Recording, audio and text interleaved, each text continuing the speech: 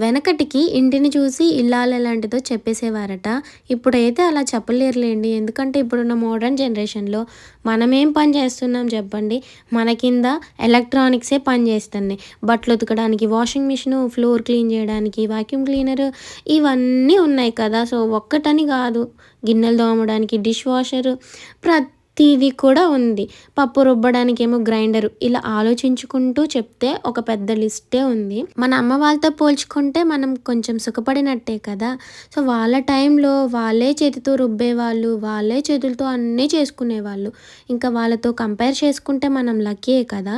So, ఇంకిప్పుడున్న సిట్యుయేషన్స్‌లో అయితే ఇద్దరు పిల్లల్ని కంటే ఇంకా బ్యాక్ పెయిను, స్టమక్ పెయిను, అస్సలు మోకాలు నొప్పులు ఇవన్నీ ఒకేసారి అటాక్ చేస్తూ ఉంటాయి. సో, మనం తీసుకునే ఫుడ్ అలాంటిది. సో, జనరేషన్ చేంజ్ అవుతూ ఉండే కొద్దీ టెక్నాలజీ చేంజ్ అవుతది. టెక్నాలజీ చేంజ్ అయ్యే కొద్దీ మనకున్న ప్రాబ్లమ్స్ ఎక్కువైపోతూ ఉంటాయి.